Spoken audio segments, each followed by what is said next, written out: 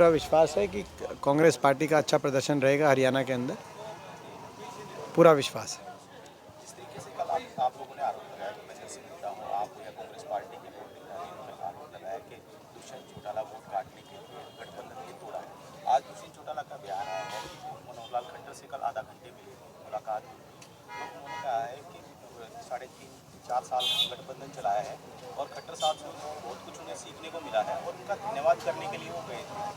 और रोहतक लोकसभा से वो कह रहे हैं कि अगर हुड्डा साहब बार बार वोट काटने का आरोप लगा रहे हैं, वो रोहतक लोकसभा से अपना कैंडिडेट ना उतारे और फिर हुड्डा जीत जाए, तो इसलिए वो बार बार इस बात कह रहे हैं वोट काटने के लिए। देखिए, ये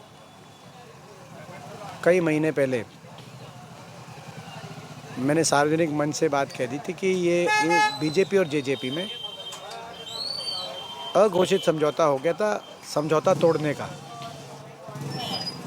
क्योंकि इन दोनों ने मिलके हरियाणा को डबल इंजन से हरियाणा की जनता को लूटने का काम किया 5 साल।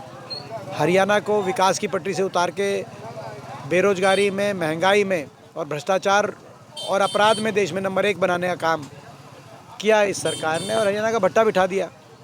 और स्वयं जो अब मुख्यमंत्री और उप मुख्यमंत्री दोनों को बदलने का काम किया गया भाजपा जजपा द्वारा, उससे यानी कि उन्होंने खुद ये मान लिया कि इन्होंने हरियाणा का बड़ा नुकसान किया और जनता में बड़ा रोष है, बड़ी नाराज़गी है। जनता में नाराज़गी जब होती है जब सरकार की कार्यशैली ठीक ना हो, तो इन्होंने खुद मान ली ये बात। मगर इनके आपस में इनका ऐसा तालमेल, अघोषित इनका तालमेल चल रहा है, समझौता टूटने के बाद भी चल रहा है। ये पहले हमको पता था, ये पहले हम कह चुके थे। आपने देखा हरियाणा विधानसभा में इन्होंने व्हिप जारी किया, कोई जब विश्वास मत हुआ तो उसके खिलाफ मतदान करने का व्हिप जारी नहीं किया, वहाँ पे ये गए ही नहीं विधानसभा में। विधानसभा में ना जाने का, यानी कि सरकार का अप्रत्यक्ष रूप से साथ देने का इन्होंने वहाँ काम किया, अभी समझौता टूटने के बाद। तो ये सारी चीज़ें चल रही हैं। अब कौन किससे मिल रहा है, उसका क्या अर्थ है, उसमें तो मैं नहीं जाऊँगा, लेकिन ये हरियाणा के लोगों के ये बात समझ आ चुकी है कि ये आपस में तालमेल करके इन्होंने प्रदेश को लूटने का काम किया, प्रदेश का बहुत नुकसान किया 5 साल तक, और अब भी आपस में तालमेल करके चल रहे हैं।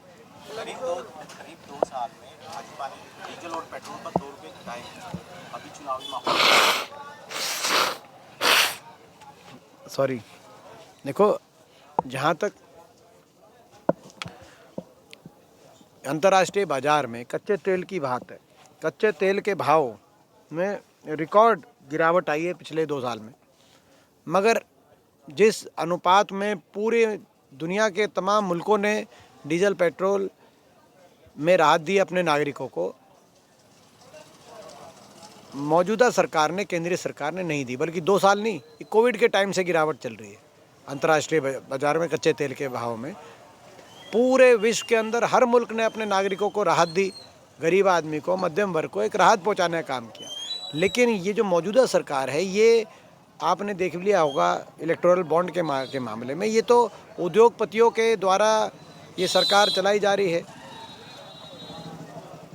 तो ये सरकार का जो अब फैसला है, ये तो केवल चुनावी फैसला है, एक चुनावी अपने वोट लेने का फैसला है। जनता को अगर राहत देनी थी तो ये पहले करना चाहिए था।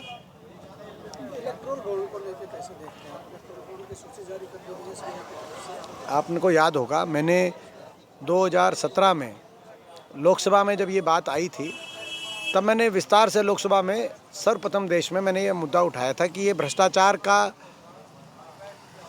औपचारिकरण, सरकारीकरण करने का एक माध्यम ये इलेक्टोरल बॉन्ड साबित होंगे। और संगठित भ्रष्टाचार,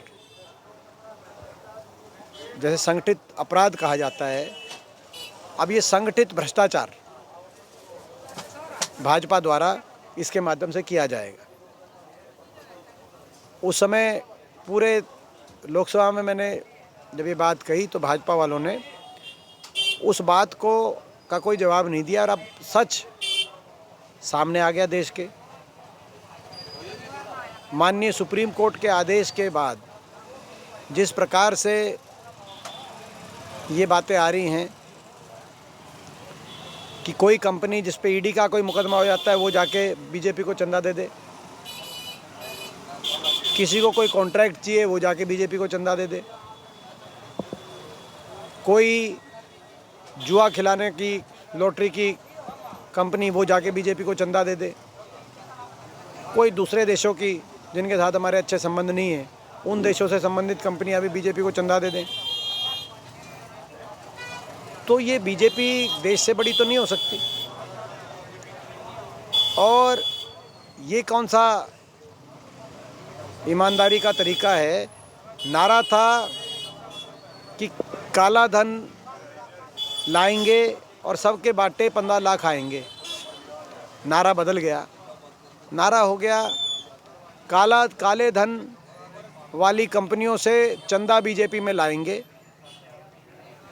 और सबके बाटे नहीं सही, लेकिन उस चंदे के माध्यम से बीजेपी के बाटे अरबों रुपए आएंगे। आज दुनिया की सबसे अमीर पार्टी बन गई और वो चंदा किस किस से लिया गया। वैक्सीन की कंपनी से भी चंदा ले लिया।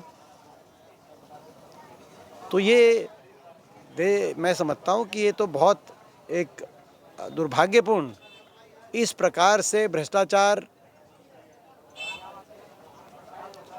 का जो औपचारिकरण करने का काम भाजपा ने किया है, इसके तो कुछ बचा ही नहीं। इसमें तो ईडी आईटी के मुकदमे कराओ और उससे चंदा लो। ये क्या तरीका है? ये उचित नहीं हो सकता। मैं समझता हूँ कि सारी मर्यादाओं को तार तार करने का काम किया गया है। ये जो इलेक्टोरल बॉन्ड वाला मामला है बड़ा गंभीर मामला है। दुर्भाग्य से बहुत से मीडिया चैनल इस पर डिबेट भी नहीं कर रहे, क्योंकि मीडिया चैनल भी ऐसे कंपनियों के पास है जिनके स्वयं इलेक्टोरल बॉन्ड बीजेपी ने ले रखे हैं। तो प्रजातंत्र के लिए ये सही नहीं है। प्रजातंत्र में जनता को सब जानने का अधिकार है। यही सवाल मैं इस माध्यम से, आपके माध्यम से मैं करना चाहता हूँ। हमसे जुड़े रहने के लिए हमारे YouTube चैनल को सब्सक्राइब करें और नई वीडियो की नोटिफिकेशन के लिए बेल आइकॉन को दबाएं। अगर आप ये वीडियो Facebook पर देख रहे हैं तो लाइक जरूर करें और ज्यादा से ज्यादा शेयर करें। धन्यवाद।